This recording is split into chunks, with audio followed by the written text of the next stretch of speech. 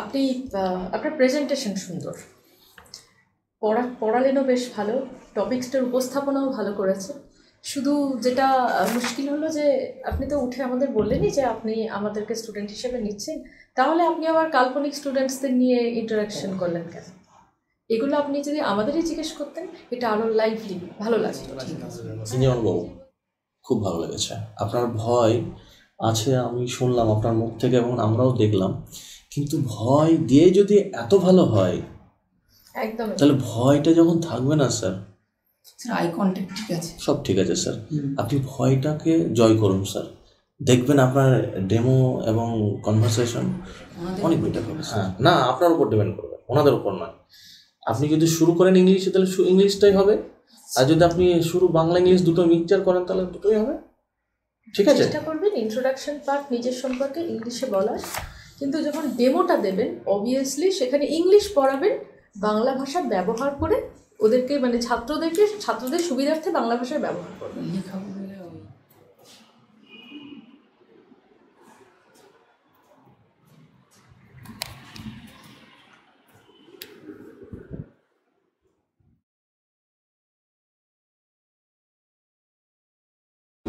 Thank you sir. হ্যাঁ, কী নাম স্যার আপনার?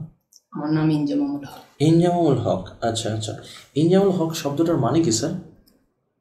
সত্যের মাধ্যমে ঐক্য বা ঐক্যবদ্ধ। এই ইনজামামুল হক কে ছিলেন?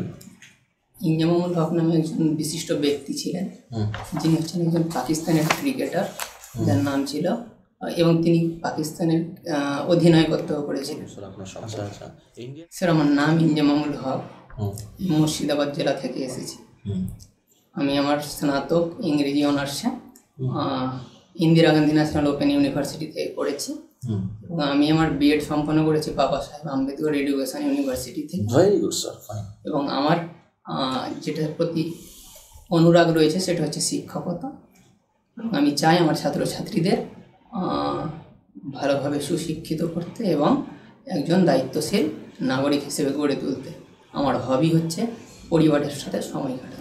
আচ্ছা, আপনি একটা কথা বললেন যে আপনি সুনাগরিক হিসাবে ছাত্রছাত্রীদের গড়ে তুলতে ইচ্ছুক, তা আপনি কিভাবে সেটা সম্পন্ন করবেন? আচ্ছা, ছাত্রছাত্রীদের সুশিক্ষিত করার জন্য একজন শিক্ষকের অবশ্যই একজন চিরকালীন পড়ুয়া হতে হবে, এবং সাথে সাথে ছাত্রছাত্রীদের নৈতিক শিক্ষা দিতে হবে, শৃঙ্খলাবোধ ছাত্রছাত্রীদের শেখাতে হবে এবং সেই শৃঙ্খলাবোধ রক্ষা করতে হবে। এইভাবে কিন্তু একজন ছাত্রছাত্রীকে বলুন দায়িত্বশীল নাগরিক হিসেবে গড়ে তোলা সম্ভব। ক্রিটিসিজমকে আপনি কীভাবে নেবেন? ক্রিটিসিজম ইংরেজি লিটারেচারের একটি অংশ। অনেক ক্ষেত্রে ক্রিটিসিজম হয়, কারো কোনো কাজের উপর সেটার ঠিক বা ভুল বিচার করা, যেটা বিভিন্ন জ্ঞানীগুণী ব্যক্তিরা করে থাকেন। ক্লাসরুম সিচুয়েশনে বা আপনার রিয়েল লাইফ সিচুয়েশনে আপনি স্কুলে গেছেন, সেখানে ছাত্রছাত্রীরা অথবা আপনার কলিগসরা তারা সবাই আপনার ক্রিটিসিজম করছে যে আপনি সঠিকভাবে ক্লাস পরিচালনা করতে পারছেন না, আপনি সেক্ষেত্রে কী করবেন? আমি সেই ক্ষেত্রে মন খারাপ করব না, প্রথমে আমি সেটা জানার চেষ্টা করব এবং কারণটা পর্যবেক্ষণ করার চেষ্টা করব যে আমার কী কী ভুল রয়েছে, এবং আমি সেই ভুলগুলো অবশ্যই শুধরে নেওয়ার চেষ্টা করব। আচ্ছা, ইডিয়াম ফ্রেজ নাম শুনেছেন? কি sir? Idiom and phrase. Idiom and phrase শুনেছি স্যার। First master. স্যার জানা নেই এটা। Part and parcel. স্যার এটা জানা নেই, সরি স্যার। আচ্ছা, তাহলে ডিজাস্টার এর সিনোনিম অ্যান্টোনিম বলতে পারেন? Disaster, hazard. আর কি সিনোনিম অ্যান্টোনিম? সিনোনিম। আর অ্যান্টোনিম? Sorry sir. আচ্ছা, কিছুদিন আগে আমাদের অনারেবল রাহুল গান্ধীজি একটা বিষয় নিয়ে বেশ হইচই করলেন, তারপর আমাদের রাজ্যের অভিষেকবাবু কিন্তু বেশ বড়সড় আন্দোলন করতে শুরু করেছিলেন। SIR শুনেছেন? আমার প্রশ্নটা হচ্ছে SIR ফুল ফর্ম কি? এই মুহূর্তে এটা মনে পড়ছে না, বা ফুল ফর্মটা জানি না, কিন্তু বিস্তারিত আমি বলতে পারবো না। ফুল ফর্মটা চাই আমার স্যার। SIR, হ্যাঁ। S ফর মনে পড়ছে না, I for identification. Never. Sir তাহলে পারছি না। আচ্ছা আচ্ছা বেশ স্যার, আপনি বলুন। আমরা ফোন যে ইউজ করি স্যার, একটা তরঙ্গ মাধ্যমে আমরা কথাগুলো বলে থাকি, তো সেই ওয়েবটার নাম কি sir?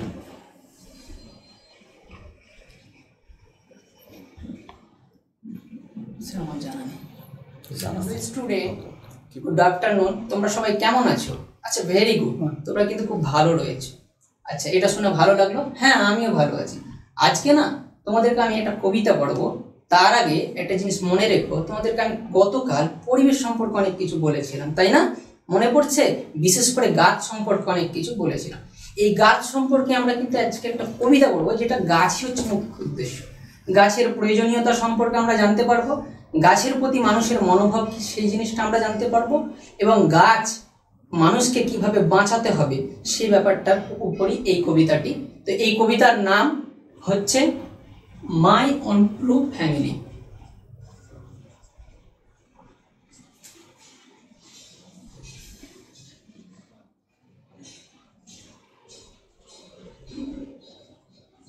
My own true family.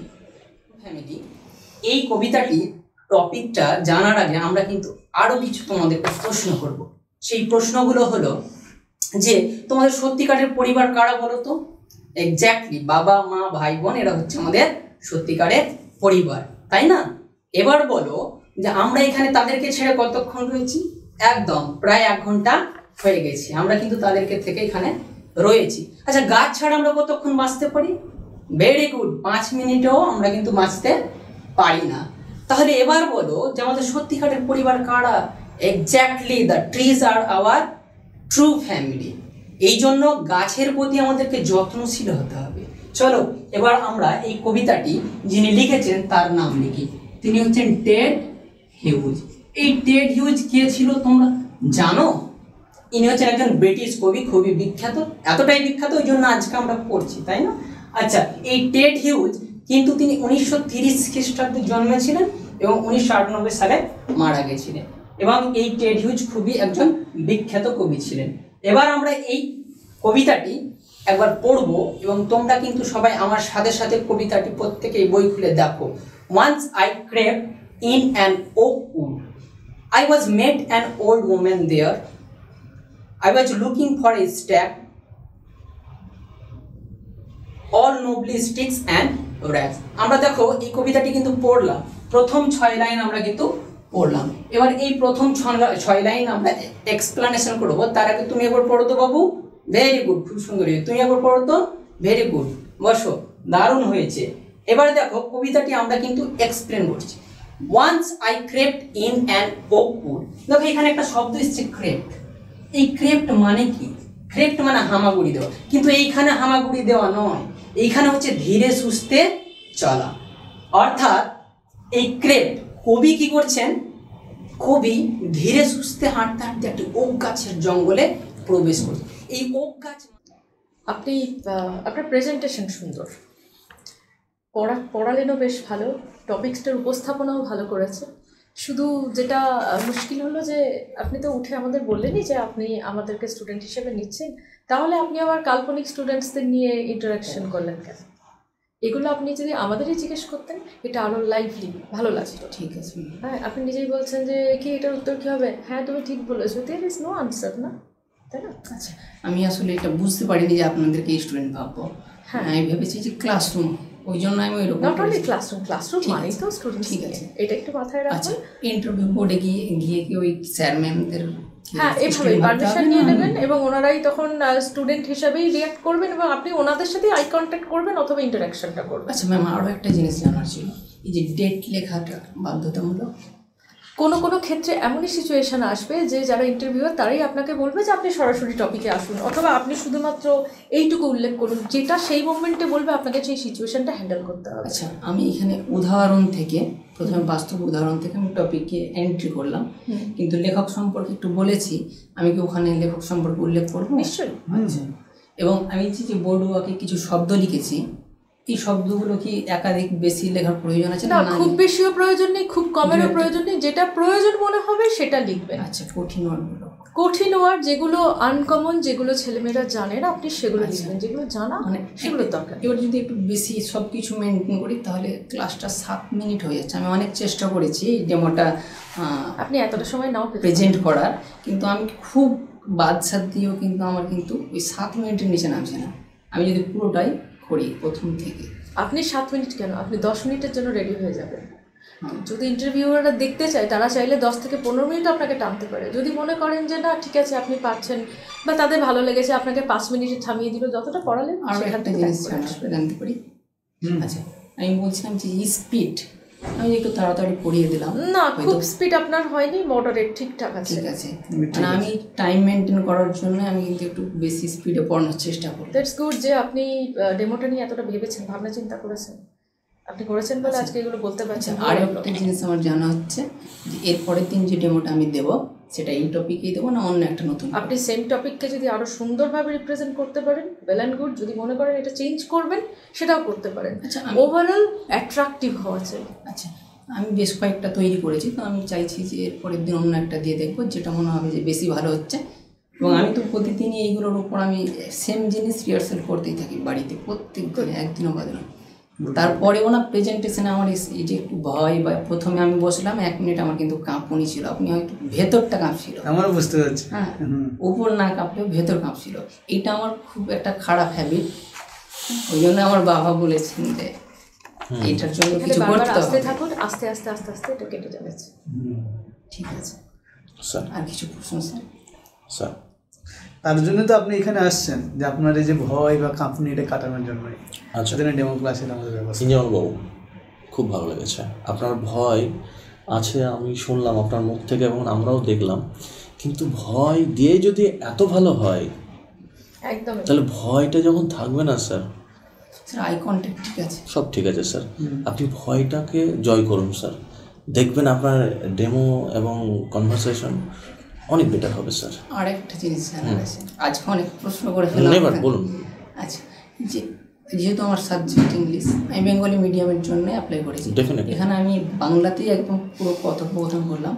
ওইখানে যদি স্যাররা বলেন যে না, আমরা পরের দিন করবো, আপনি পরের দিন আমরাও ইংলিশ কোশ্চেন করবো। আপনি বাংলায় শুরু করলেন তাই আমরা বাংলায় করলাম, আপনি মাঝে মধ্যে আমাদের সঙ্গে ইংলিশে ইন্টারাকশন করবেন। ওখানে কি 2 রকমই হতে হ্যাঁ, পারে? বাইরে 2 রকমই হতে পারে, ওদের ডেফিনেটলি হবে, হতে পারে কি হবে, ওনাদের উপর ডিপেন্ড। হ্যাঁ, না আপনার উপর ডিপেন্ড করবে, ওনাদের উপর নয়।